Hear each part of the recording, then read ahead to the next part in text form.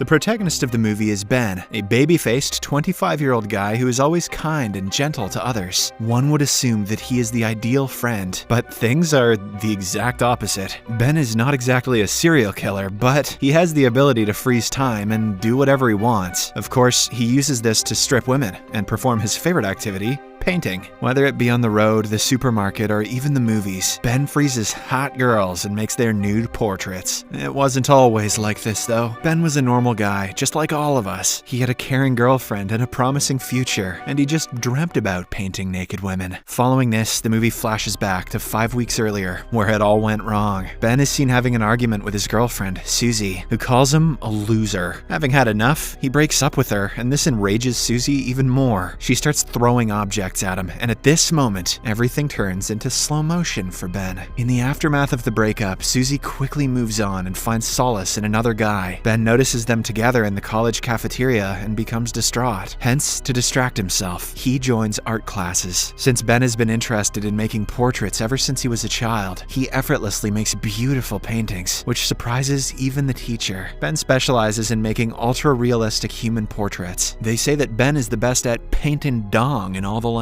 However, at night, things become extremely tough for him. Ben cannot seem to get over his breakup, as every time he closes his eyes, he sees Susie. Days pass, and he eventually becomes an insomniac. Now, Ben cannot fall asleep for even an hour. The memories of his ex-girlfriend are slowly turning him into a depressed maniac. Overwhelmed by regret and suffering, Ben finally gives Susie a call and pleads with her to come back. He also apologizes for turning their relationship into a mess, promising to never do it again. But despite Ben stooping so low for her, Susie refuses his request and hangs up the call. This sends Ben spiraling into an even deeper abyss of despair. If only he could just freeze time and look at boobs. Over the course of the next few days, he tries his best to pass the time. Ben reads books, watches movies, and even goes on solo trips to other cities. However, when night falls, the insomnia kicks in, making it harder for him to concentrate on anything else. So, he starts going on random tours in the dark as well. One night, he heads to a local supermarket, where he notices a job vacancy announcement for a night shift guy. Ben thinks that this is the perfect opportunity to pass the time and earn some money, so he immediately applies for the job. The following day, he scores an interview with the manager, Jenkins, and eventually lands the job. Ben is finally happy after a long time, and he has a gut feeling that his life is about to change. As Ben becomes accustomed to his new job, he notes how each of his coworkers handles the art of passing the time differently. The cashier, Sharon Pont, has the most unique style. She makes sure to always hide the clock with various objects. She believes that the time will pass slowly if she looks at it. Then there's a mischievous guy called Barry Brickman, who is never serious at work. Along with his equally cunning friend Matt Stevens, he plays different pranks on the female customers, like slipping an adult toy in their bags. Nothing passes the time like going to jail. Some of the customers are perplexed when they find it, however, some of them decide to keep it.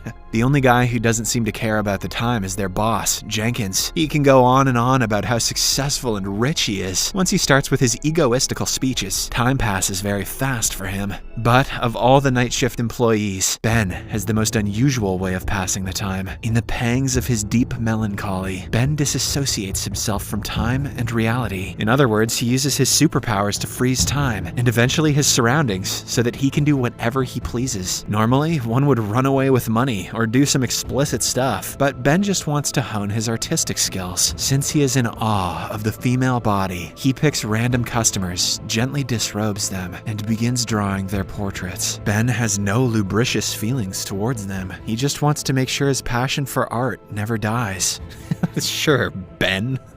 Once he is done, he dresses them back up and cracks his fingers, causing time to start flowing once again. This has become Ben's life now. It is not something that he can be proud of, but at least he is not that depressed or crazy anymore. Slowly but steadily, he has started diverting himself from Susie. At home, Ben often hangs out with his best friend Sean. The two have been together ever since they were kids. Sean is the exact opposite of Ben, as all he wants is to get into a girl's pants, whereas Ben just straight up does it against their will. It is revealed that he has been to every strip club in the city. One night, during his night shift, Ben encounters the cashier Sharon in the locker room. He appears to have a crush on her, but he can't bring himself together to express express it. But as they talk, the friendly cashier takes a bite out of his sandwich, shocking him. A small piece of pickle sticks to Sharon's cheek, and she awkwardly tries to wipe it off, but to no avail. Seeing her struggle, Ben steps in and wipes it off for her, creating a very cheesy moment between the two. Perhaps one day I can put my pickle on your face. That's not what it came out wrong. After a while, Sharon decides to leave and heads towards the door. Ben wants to freeze the moment and live in it for a week. But by the time he comes to his senses, Sharon is already gone. After a while, as he is going about his work, Matt suddenly pops up from one of the stalls and reveals that he is going to the movies with Sharon. This devastates Ben, and he wonders why he is so unlucky. He then recalls his school days where he fell in love for the first time. She was the smartest girl in the class, whom everyone used to like. One day, she got into an accident and sprained her arm, because of which she had to wear a heavy cast. Every day, her classmates used to write encouraging stuff on it to make her feel better. Ben also wanted to write something, but he was too nervous to even get near her. Unfortunately, his reluctance cost him the opportunity, as a few days later, the girl removed her cast. Everyone was happy to see her all recovered, but when they noticed that she had grown some hair on that arm, they started making fun of her. The girl eventually starts crying, and this is when Ben decides to swoop in. He takes her to a corner and consoles her, saying he will be there with her no matter what. Soon the two become good friends and eventually lovers. One day, the girl suddenly approaches Ben and inquires if he wants to kiss her. Without thinking twice, he says yes, and the two agree to meet at their favorite spot on the weekend. Ben is elated that he is going to kiss a girl for the first time. He loses his sleep for the next few days, and when the weekend finally comes, he arrives at the spot early. He waits for the entire day, but the girl doesn't arrive, breaking his heart. The following day at school, Ben finally learns that the girl has been relocated to another city with her parents. This is the first time he felt helpless and depressed. Back in the present, Jenkins gathers all his employees and tells them that they are going to play a friendly football match with his friends. Ben and the others don't want to play, but they have no other choice. During the match, the supermarket team loses heavily, as it is clear that none of them knows how to play. The opposition team ramps up the score with goal after goal, making it 26-0. When Ben has had enough, he freezes the time and heads to the locker room to relax. Suddenly, a guy unfreezes himself and runs out. This reveals that Ben is not the only person who has acquired this ability. After a while, he heads out and snaps his fingers, allowing time to revert back to its original form. In the heat of the moment, Matt kicks the ball so aimlessly that it ends up hitting Jenkins in the face. He is immediately rushed to the hospital, and all the other teammates go home, leaving Ben and Sharon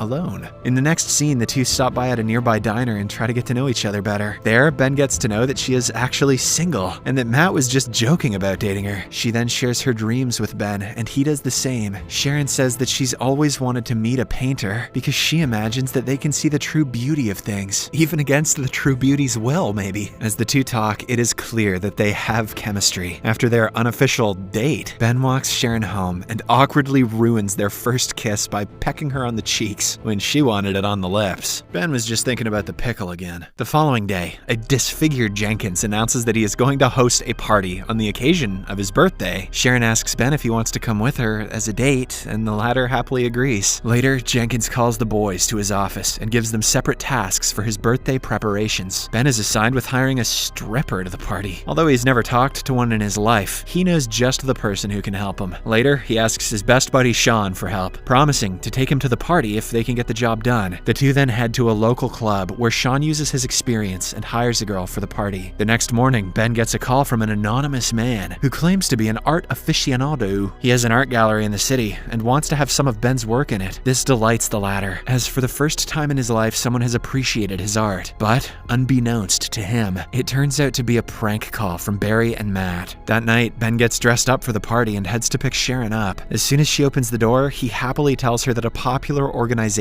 wants to display his artwork. Sharon wholeheartedly congratulates him, and soon, the two head to the party. When they arrive, the party is already underway. Sean is being rejected by a girl. Matt and Barry are dancing like sociopaths, and Jenkins is on the DJ. Just then, Barry notices his ex-girlfriend Susie among the attendees. It turns out she is Jenkins' brother's girlfriend. Soon, the stripper arrives and heats up the party. In particular, Sean forms an instant connection with her. Meanwhile, Ben heads to the bathroom where he comes across Susie. jealousy. Wasting no time, she expresses that she wants them to reconcile and become a couple again. Ben, of course, doesn't want it because he has already met the love of his life, but the crazy girl keeps on insisting. Out of the blue, she even kisses him forcefully. Ben immediately pushes her back, but when he turns around, he realizes that Sharon witnessed the whole incident. Ben tries to explain that it's not what it looks like, but the innocent cashier leaves without hearing a word. After a while, Ben goes straight to Sharon's apartment and tries to explain everything to her, but she is too blinded by her anger. When she starts hurling obscenities, Ben gets upset and leaves. Due to the breakup, he once again spirals into his world of depression and insomnia. The only thing he looks forward to is his appointment with the supposed art gallery company which had called him. In the next scene, the day finally arrives, and Ben goes there with some of his best artwork. As expected, the gallery owner denies making an appointment with him, making Ben realize that he has been pranked. But just as he is about to leave, the owner notices some of his sketches of Sharon and asks to have a look. Unsurprisingly, he likes them, and Ben is offered a night to display his work in the gallery. A few days later, Sharon receives an official invitation to Ben's art display. Although she is angry with him, she still decides to visit the gallery. When Sharon arrives there, she is taken aback to see that the artwork there is about her. It turns out Ben stopped making portraits of other women, and he used all of his time on Sharon. She was the love of his life, and he could not stare at any other woman other than her. But how does he know exactly what my nipples are shaped like? Meanwhile, Sharon and Ben finally meet. The latter tries to explain what happened on the party night, but Sharon says that he doesn't have to. She has now realized how much he loves her just by looking at his paintings. With this, the two get closer and share a romantic kiss right in the middle of the art gallery room. In the final scene, Ben uses his powers and freezes everything. However, this time, even Sharon can move in the frozen world. The two then go out into the snow, where millions of snowflakes are suspended in the air. At last, the lovebirds kiss once more, hence ending the movie on a happy note. Subscribe for more videos like this, turn on notifications, and leave a like to help the channel out. Thank you for watching.